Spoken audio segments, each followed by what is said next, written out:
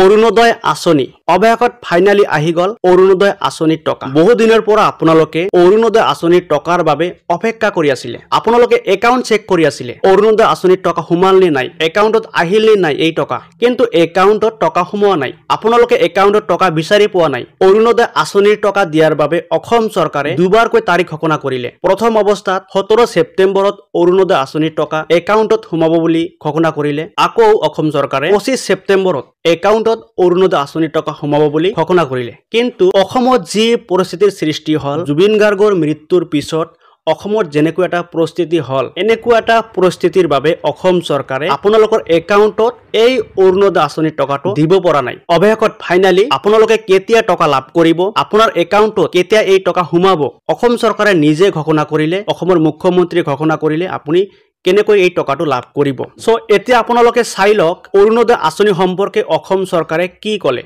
বন্ধু বান্ধৱীসকল, শ্ৰদ্ধাৰ ৰাইজ, আৰু কেইটামান কথা মই আপোনালোকক ক'ব খুজিছোঁ।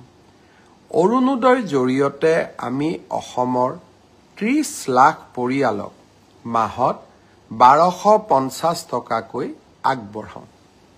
যোৱা 17 ছেপ্টেম্বৰ তাৰিখৰ পৰা আমি অৰুণোদয়ৰ তৃতীয় সংস্কৰণ আৰম্ভ কৰিব বিচাৰিছিলোঁ।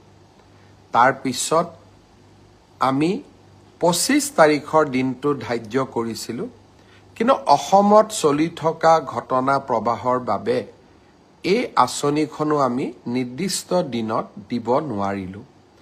অহা 7 অক্টোবৰ তাৰিখে আমি আপোনালোকৰ হাতত অৰুণোদয় তুলি দিম আৰু আমি সকলো প্ৰচেষ্টা ইতিমধ্যে সম্পূৰ্ণ কৰিছোঁ।